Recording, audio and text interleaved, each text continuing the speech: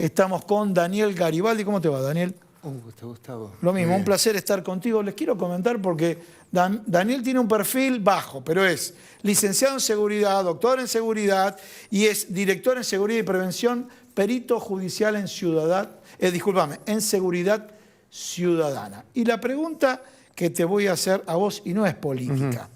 Algunos fueron, de hecho, Aníbal Fernández presenta la renuncia, no le acepta la renuncia el presidente de la Nación. Entonces, la primera pregunta, vos, como perito judicial, como especialista en seguridad, ¿considerás que el ministro de Seguridad es responsable de esto o son eslabones más abajo donde esto no llega al ministro de Seguridad? Me refiero al operativo, a lo táctico. Esto es un caso, el de la custodia presidencial, eminentemente operativo y táctico. Es el nivel más bajo, en el sentido, no descalificándolo, sino que es un nivel de terreno, de territorio, de la cosa diaria, donde está gestionado por hiperespecialistas, que es la custodia presidencial. Estamos hablando de los mejores efectivos de la Policía Federal. Personas que están sumamente chequeadas, capacitadas, entrenadas, que tienen determinada disciplina. No, por supuesto, un ministro no puede estar es decir, tener conocimiento ni ser responsable directo, claro, de una mala praxis que haya realizado un subalterno, por llamarlo de una forma, pero en algo tan específico. Son organizaciones complejas y el deber de confianza también es necesario para que puedan funcionar, ¿no?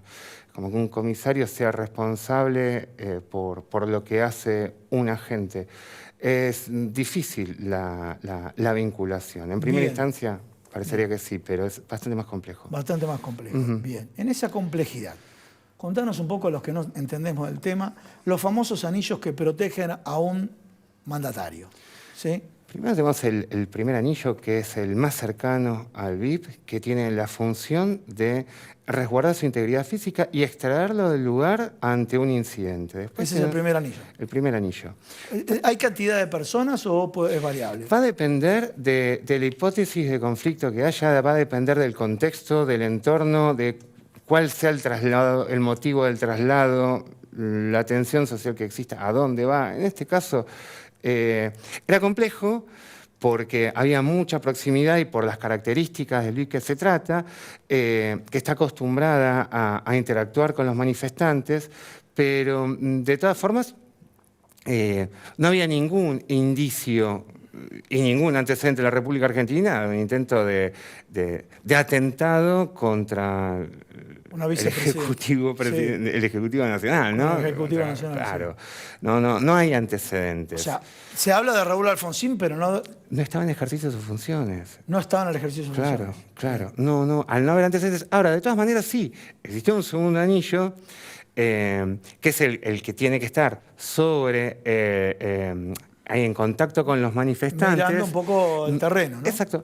E incluso puede y debe haber, en casos como este, personas de la custodia presidencial que estén entre los manifestantes, no de saco y corbata, sino vestido normal, como cualquier otra persona, para identificar y llevar el caso, extraerlo.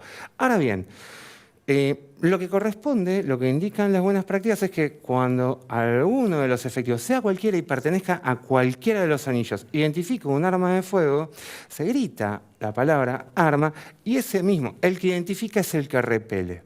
Porque no hay tiempo para avisarle a otro, es el que debe repeler. El que identifica el arma lo repele. Los demás tienen que extraer al VIP del lugar, lo tienen que sacar del lugar, lo cubren con su cuerpo y se lo llevan. Esto no ocurrió. Esto no ocurrió. Lo más grave de todo esto es, en realidad no sé si se puede hablar de mayor o menor gravedad, porque todo es grave, pero lo que llama poderosamente la atención es que nadie se haya dado cuenta que le gatillaron un arma a 20 centímetros de la cara a su VIP. No, una locura. Y eso ocurre... ¿Se llama VIP a su VIP? Se le dice VIP en la jerga. Tenemos que aprender. A ver, después que ocurrió esto...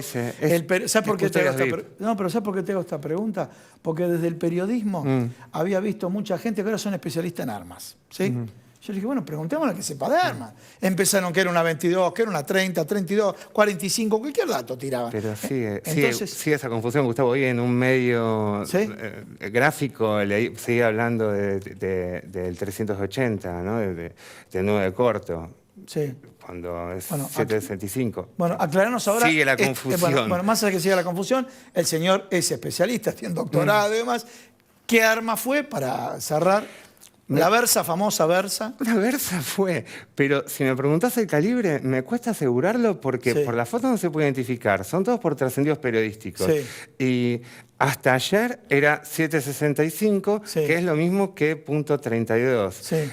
Es el mismo calibre medido en pulgadas o en milímetros. Bien. Ahora voy a dejar este recordatorio, lo voy a ubicar acá. Pregunta que te hago, Sí. y tenemos la famosa Versa, ¿sí? Y la pregunta que te hago es la siguiente. Sí. Porque esta chica que yo mencioné, Brenda, Sí. dijo en los medios de comunicación, no, iba a tirar agua. ¿Sí? No.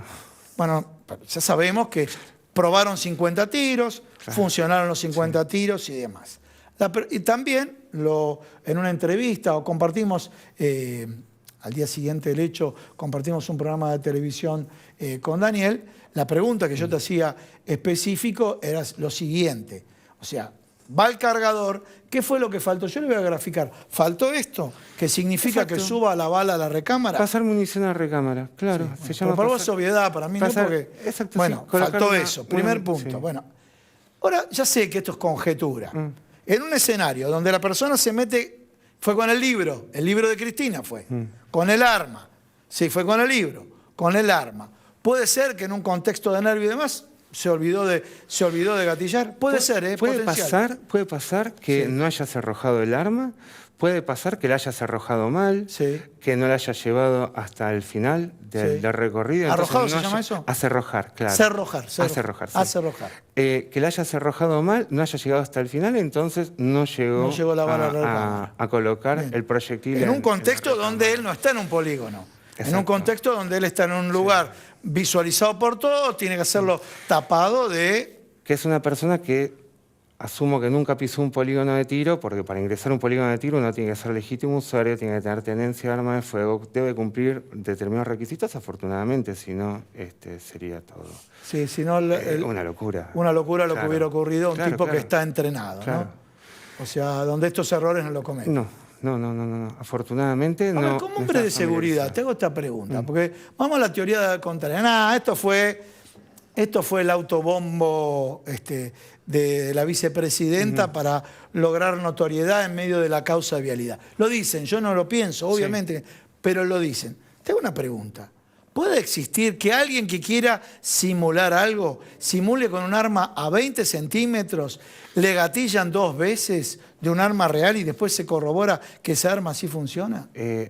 No, realmente no. Esa persona tuvo suerte de que ninguno de los custodios los detectó, porque si no seguramente hubiera repelido con arma de fuego el custodio.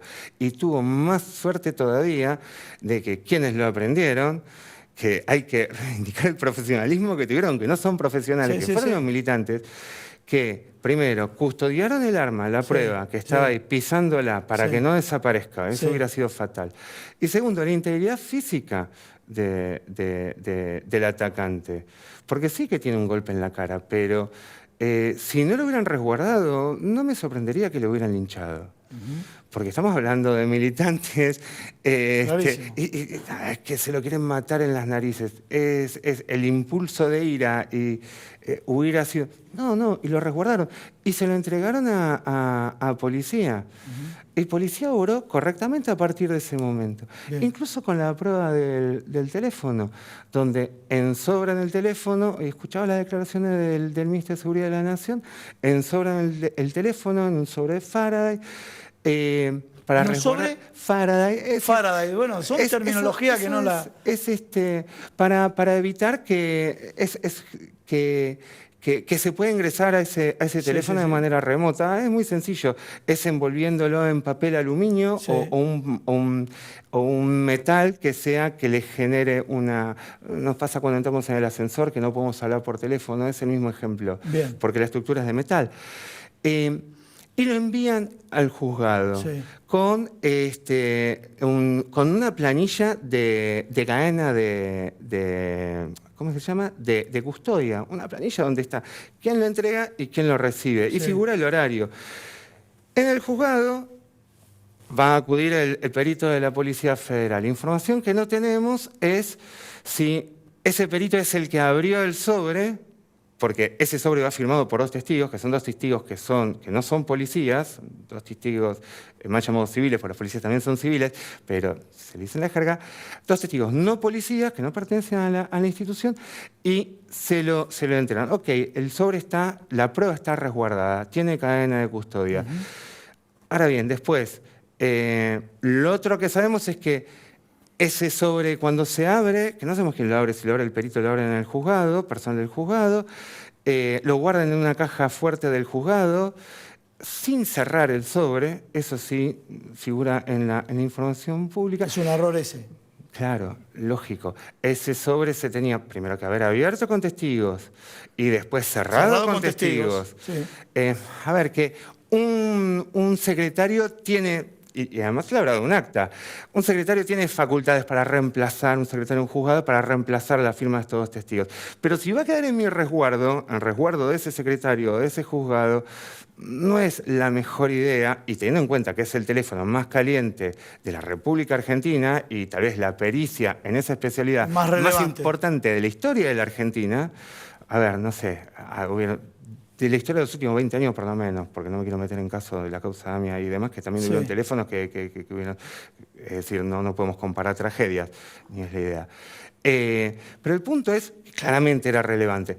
Y se abre ese sobre, se guarda en una caja fuerte del juzgado, sin que se vuelva a cerrar, con firma de 2 testigos civiles. Ese sobre sale abierto, esa prueba sale adentro del sobre abierto a la Policía de Seguridad Aeroportuaria. Cuando los peritos de Policía Federal dan cuenta que no podían llegar a la apertura de los datos, al conocimiento de los datos, y lo mandan abierto con un secretario del juzgado, es decir, ¿con quién van? Con el vehículo de custodia de la jueza, es decir, con personal policial, y el secretario del juzgado que va dando fe de que bueno, uno debería quedarse tranquilo, pero yo no me quedo tranquilo, porque no es cadena de custodia, es decir, no se traslada hacia una prueba de esa magnitud. No es lo adecuado, no es lo que indica las buenas prácticas. Clarísimo. No corresponde. Clarísimo. Pero como si fuera poco, se baja en una parte del camino, y no es él el que entrega la prueba a la Policía de Seguridad Aeroportuaria. La Policía de Seguridad Aeroportuaria se encuentra con un sobre abierto. Discúlpame, ¿le está dando de comer a los abogados de la defensa? Yo, como perito, tengo que decir las fallas que veo en materia de seguridad, y como académico también en este campo. Las negligencias de cada uno, después se tendrá que hacer responsables si es que el juez determina que hay responsabilidades. Pero también te hago una pregunta, Gustavo. ¿Qué pasaba si esa primer pericia era exitosa? Sí. Si esa primer pericia de Policía Federal era exitosa, cuando no se le corrió traslado al imputado, cuando no se posibilitó que hubiese peritos de parte, sobre todo, por el afán de hacer, no se le corrió traslado al imputado. Seguramente hubiera sido nula. Nula, claro. Ese es el punto. No, está muy claro. Aparte vos tenés conocimiento, quiero aclarar algo, acá en televisión, ¿no? Tenés mucho conocimiento jurídico. Correr traslado es notificar a las partes de que participen de la medida cautelar que están pidiendo. Tenemos que cerrar ahora, ¿puede ser? Sí. Bueno, lo grave es el nivel de bajo profesionalismo que tenemos en las instituciones. Bien. Judiciales, en este caso, en el caso de la prueba, en el caso de avanzar y sobre este teléfono sin haber corrido traslado. En el caso de la custodia presidencial, en su momento... Hubo errores ahí. Claro que hubieron errores. Falta de capacitación. Para mí falta de capacitación, no hay otra razón. Hagamos una cosa, te voy a convocar para otro programa, porque esto lamentablemente, digo, deja mucha tela para cortar.